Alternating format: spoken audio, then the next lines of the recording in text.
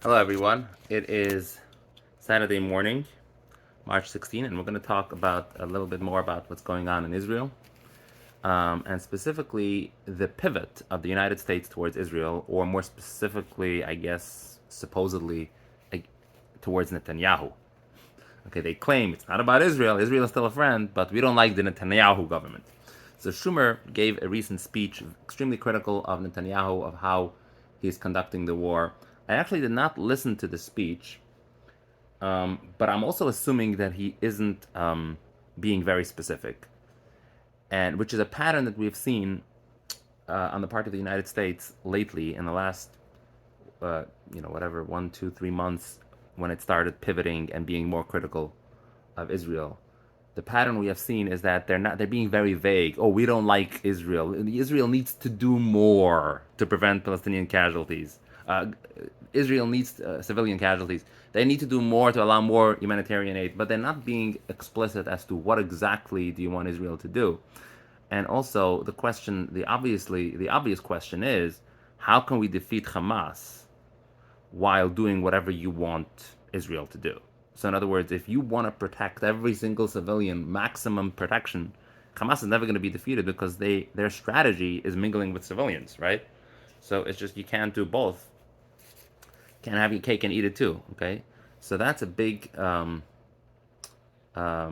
feature of the latest U.S. talks.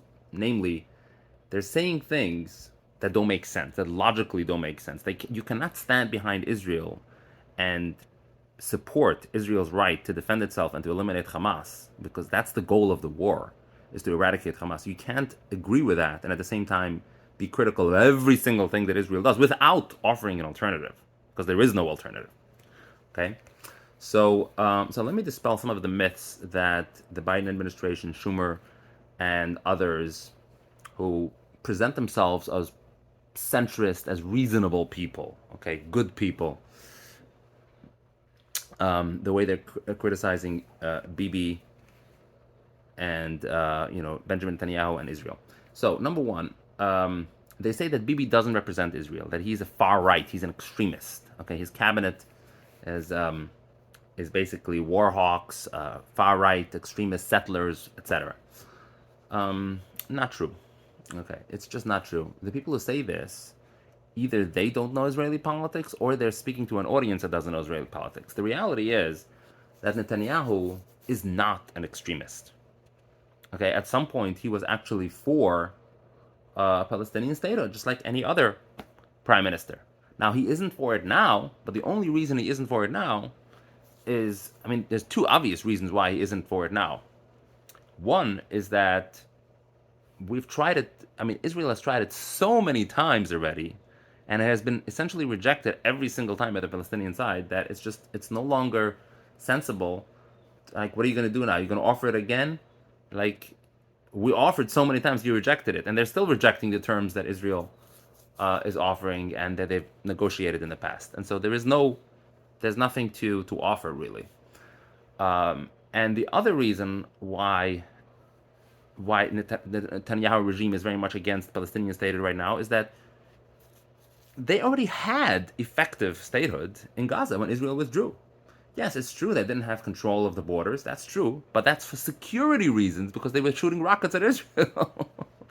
The only reason why Palestinians slash Gazans don't have full 100% control of their own state is because of this, for security. It's because we give them land, we give them sovereignty, we give them self-rule, and they're not only exercising self-rule, but they're also attacking Israel. So Israel comes back and says, okay, we're going to give you, you can still make, you can have your city council, you can have your own internal security, but with respect to how, the borders and, weapons that you could fire at us, that we have to retain our right to defend ourselves. And so, and that's the only reason why they don't have, why Israel, for example, wouldn't agree for the Palestinian Authority to have, let's say, an airfield, or to have tanks or missiles or things of that nature.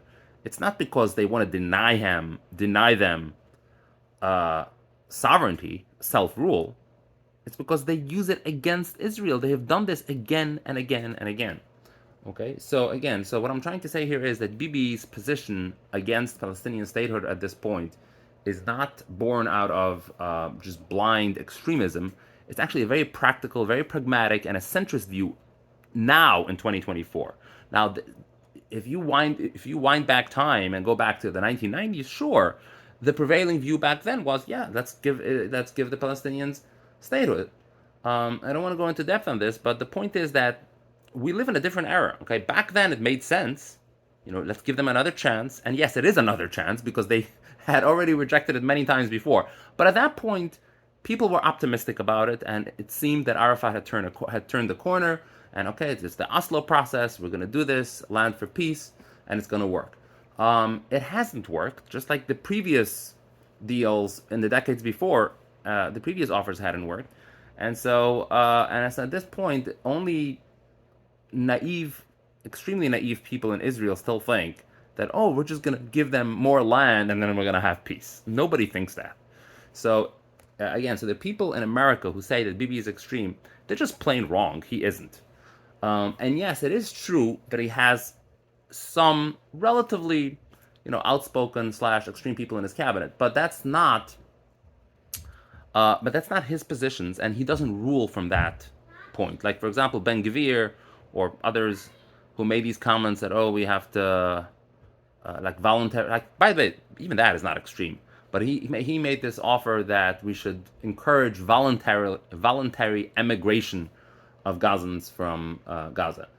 But anyway, the point is he doesn't represent those views regardless. So, and the same thing is with the settlements. Settlements is not. It's a pretty centrist view in Israel that whatever territory they had taken over in '67, whatever settlements they built is there to stay. Okay, I'm talking about the major settlements, the legal settlements. Now there are illegal outposts, which Israel, of course, is dealing with, and Netanyahu is not condoning. But the ones that are there legally is, again, these are prevailing views. There is no strong contingency of people in Tel Aviv, the left's bastion, that are against it. Okay? Now let's talk about another aspect of the U.S. criticism towards Israel. Humanitarian aid. They say that Israel has to do more to allow more humanitarian aid in. So the press is not reporting properly on this because they make it appear as though Israel is suppressing humanitarian aid because it wants to punish the civilians, something of that nature. But that's actually not the case. It's actually just the opposite. It's just the opposite. What Israel is trying to do is trying to direct all the aid that's coming into Gaza towards the civilians only and not towards the militants, right? Because it wants to starve the militants of resources. Now, obviously, the main thing is to starve them of weapons, but the less food they have, the better as well. I mean, obviously, Israel wants to kill them, so it certainly doesn't want to sustain them with food or weapons or anything else that could help them. So, and so the reason why Israel is limiting humanitarian aid is because it wants to put pressure on the militants to share that aid, to give more aid to the civilians, less to themselves, on pain of rebellion. Because if you don't feed the civilians, then they're going to rebel against you. Because they're going to realize, hey, we're suffering because of the Hamas war, and if the war were over, then we would have more food. So it's part of it. So the idea isn't that we want to starve the civilians. It's rather we want to put pressure on the militants to either, to one of two choices. You can either give more resources to the civilians and you won't have enough for yourself, okay? Or you take it all for yourself, you don't give it to the civilians, and in that case, they will rebel against you and overthrow you. So, in other words, it makes their war position untenable. So it brings them to their knees and forces them to capitulate. So that's in general the idea. Now, having said that, Israel is open to, in principle, it's open to humanitarian. And, oh, by the way, one thing I want to also emphasize here is that the Israeli hostages have not been treated well at all.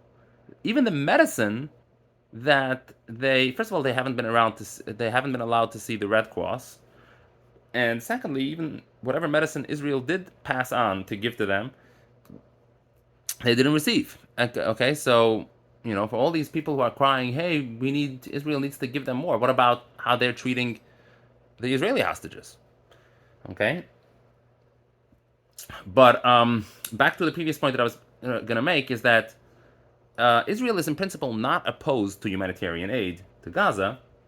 It just has to be inspected. That's a very, very critical thing, obviously. And so part of the reason why there isn't enough, quote unquote, because there is in fact enough. So I put it in quotes, but um, but yeah, why?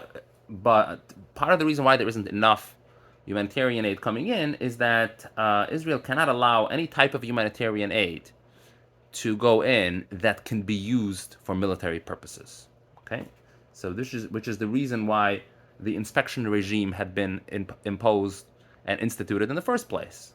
Okay, well, everything that goes into Gaza is inspected. Why? For this reason, because we don't want them to use, because they have a track record of doing so. They, first of all, they smuggle weapons, and secondly, they repurpose uh, construction material and make weapons out of it. So, yeah. All right, so let's talk about another topic, which is Rafah. So Israel says that there's 4 battalions left in Rafah, which is the southern border of the southern region of Gaza.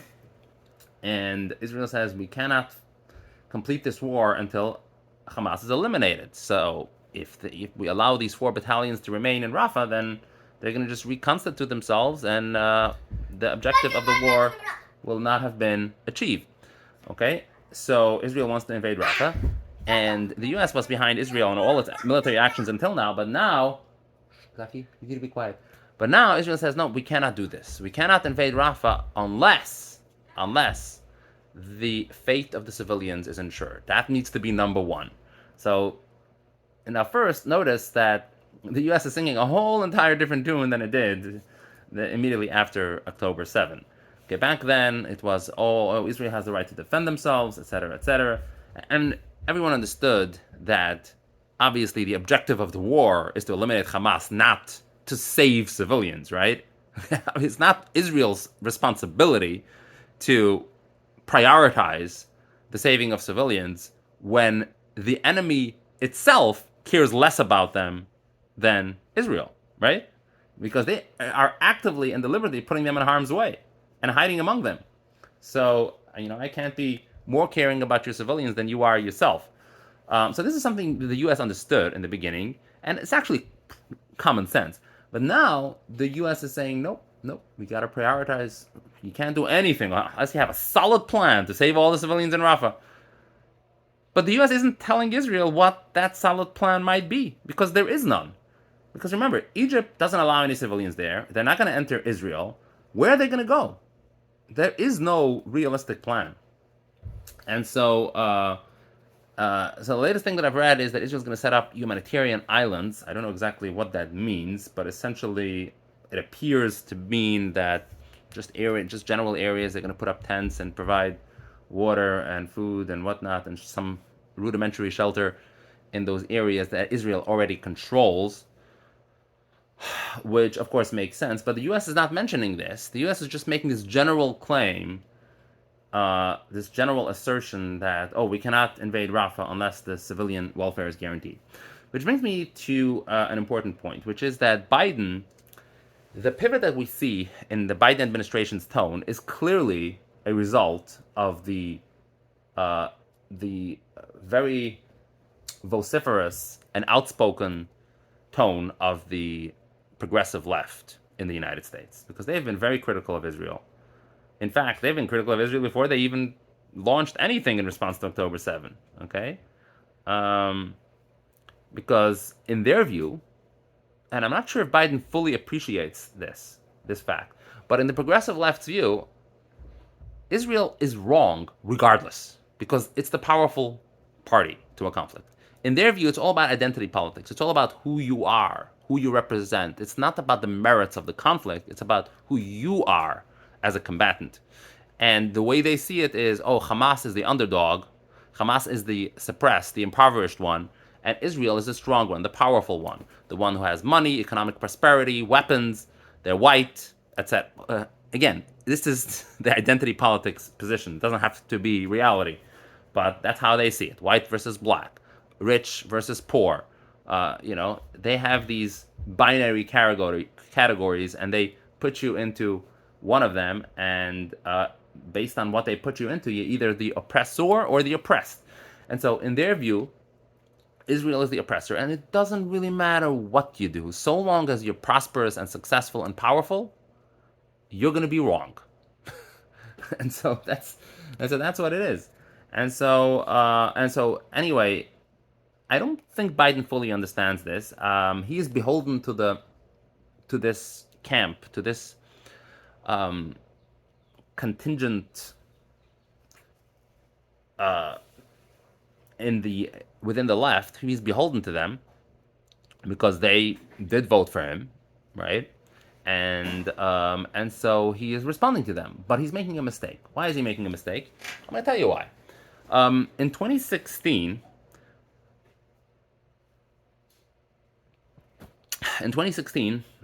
if you recall, we had a primary in the Democratic Party, and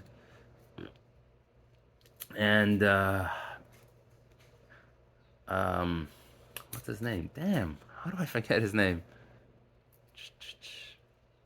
Bernie. There you go. Bernie Sanders. He was supposed to win the primary. Okay, he almost won. But then in the end, okay, I don't want to go into the details. Whatever. Okay, he didn't win. Hillary Clinton won. But what he did is part of the deal of where he was gonna support and endorse Hillary was that his liberal views would insinuate themselves into the Democratic platform. So yeah, okay, so you can be the figurehead and you can govern this time, but I want you to modify. I want us to modify and to update the platform of the Democratic Party to support like Medicare for all and whatever other initiatives that Bernie Sanders advocated at the time. And as it turned out, and this went down without any fanfare, but as it turned out, none of these things mattered. Medicare for all never came to anything. And essentially, what else did he campaign on? Cancellation of student debt? Okay, that hadn't happened. What else? I don't even remember. But whatever he advocated didn't happen. Okay? It didn't happen. It has been completely forgotten. And the Bernie Sanders voters essentially they voted left. They voted Biden. Okay, what did they do? Well, some of them went to Trump, but for the most part, they said, okay, well, this is what the party is voting for. We have to defeat Trump, and so they voted Biden. And so what I'm trying to say here is that the way American politics works is you just don't have to cater to the people who are already in your pocket, regardless. You just don't have to do it. In politics, you just have to make decisions. And certain times, that this person is going to stand by you regardless, and it just doesn't matter. And here's the problem. You just can't placate them anyway. So all of that stuff that the Biden administration is putting out there now that's critical of Israel is just talk that is meant to hopefully, possibly placate the progressive radical left. But it's not going to happen because, again, to them, Israel is always wrong. And the only solution, the only way Israel can be right is if it's defeated, if they become the oppressed. Okay, which is, of course, not going to happen because nobody's going to commit suicide here, right? So Israel will never, ever be good in their view, in their eyes. Again, I'm not sure if Biden appreciates this, but that is the reality. Okay, that is the reality of the situation. And so you just can't. You're never going to win this. So you might as well just give up right now and just say, you know what? Screw you. I'm behind Israel anyway. Because guess what? The majority of the electorate is. Okay? Obviously, everyone on the Republican side is. Independents are, right? And so he might lose independence by being critical of Israel, or at least some of the independents he might lose because of this. And at the same time, the radical progressive left is going to vote for him anyway. Yes, they will vote for him anyway. He doesn't have to give in on Israel to them. He just doesn't. He doesn't have to do that. all he has to do really is be slightly more to the left than Trump.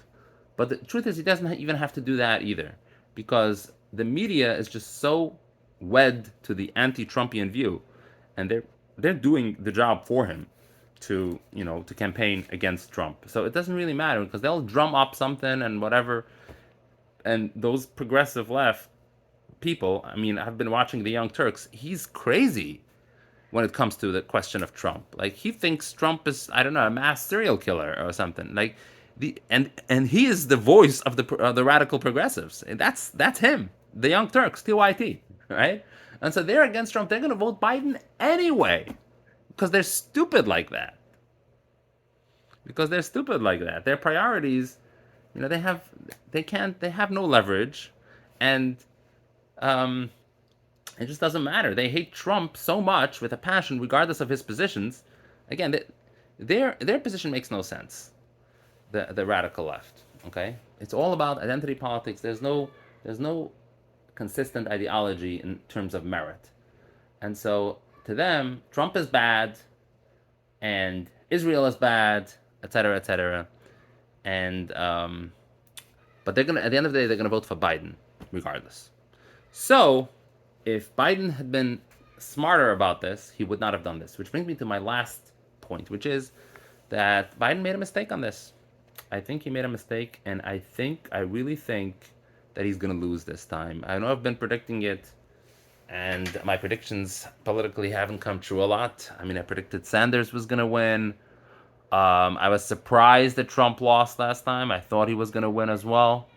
So I know I've been wrong before, but I think, and I'm going to say this, I'm going to try to um, be dispassionate about this, because obviously I want Biden defeated and I want Trump to win. Not because I like Trump, but because I don't like Biden. But anyway, but I'm going to try to be dispassionate about this, and still, the predicted market does predict by a slight margin that Trump will win. And I think, which is the most reliable thing, by the way, more reliable than polls. And because that's where people put their money where their mouth is. They don't just pontificate, but they actually bet on it.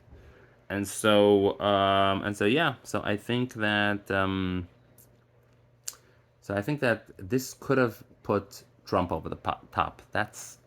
It's very possible. Like I said, independents are for Israel. And so if there are a few tens of thousands, maybe hundreds of thousands of people who look at what Biden is doing now towards Israel and they say, no, we're not gonna stand for this, and we'd rather vote for Trump because of this, then he could lose because of this. And like I said, the radical left, the Michigan, these people, they don't count. I just don't think they do. I don't think they're ever gonna vote for Trump regardless. The media has essentially stoked the flames on this, and Biden doesn't have to do any campaigning on this, because the media will make sure, the mass media will make sure that these people hate Trump even more than Biden. That's it. You don't have to do anything. So so long, and thanks for watching. Bye.